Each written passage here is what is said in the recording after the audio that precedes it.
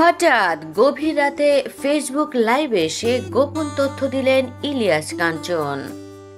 ইলিয়াস কাঞ্চন ভক্তদের উদ্দেশ্যে বলেন, ব্যস্ততার কারণে অনেকদিন ধরেই আপনাদের সঙ্গে কথা বলতে পারছি না, ভালো লাগছিল না। তবে আগামীকাল ছুটির দিন, তাই বৃহস্পতিবার দেরি করে ঘুমালেও ক্ষতি নেই। ফেসবুকে চলে আসলাম। আমি আমার জীবনের কিছু মজার ঘটনা এবং দুর্বলতা আপনাদের সাথে শেয়ার করব, যার মধ্যে অন্যতম একটি আমার আঙুল। ছোটবেলায় আমার আঙুল দুটো পুড়ে গিয়েছিল, কিন্তু শুধু পুড়ে যাওয়ার কারণে আমার আঙুল দুটোর এত ক্ষতি হয়নি। এর পেছনে আরো একটি কারণ রয়েছে। ছোটবেলার স্মৃতিচারণ করে ইলিয়াস কাঞ্চন বলেন, আমার বাবারা 7 ভাই ছিলেন, আমার বাবা ছিলেন 4 নম্বর। তখন আমি হামাগুড়ি দিতাম, আর তখন বাবার 5 নম্বর ভাই বিয়ে করেন। আমার মা বাবাদের কাছে শুনেছি, সে সময় গরম চুলায় আমি হাত দিয়ে দুটো আঙুলি পুড়িয়েছিলাম।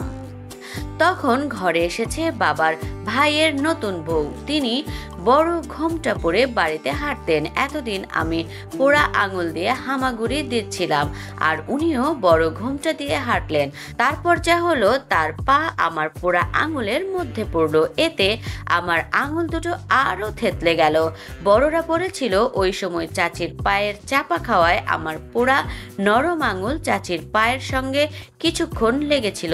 এরপর থেকেই এ খুঁত সঙ্গে নিয়েই বড় হয়েছি আমি।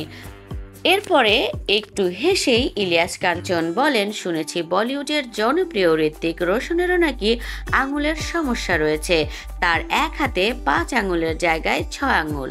তিনিও পর্দায় এই সমস্যা ভক্তদের কাছ থেকে আড়াল করেন সতর্কভাবেই, কারণ ভক্তরা নায়কদের পারফেক্ট দেখতেই ভালোবাসে।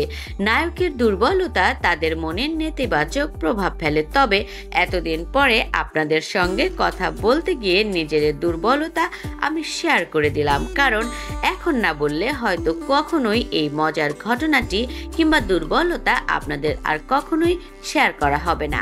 ফেসবুক লাইভে নিজের গ্রামে বেড়ে ওঠা জীবন নিয়েও তার অভিজ্ঞতা শেয়ার করেন ভক্তদের সঙ্গে। জীবনে অনেকবারই মৃত্যুর মুখোমুখি হয়েছিলেন তিনি, কিন্তু পরম করুণাময় আল্লাহর কৃপায় বেঁচে গেছেন। এমন রোমাঞ্চকর ঘটনাও ভক্তদের সঙ্গে শেয়ার করেন এই গুণী শিল্পী।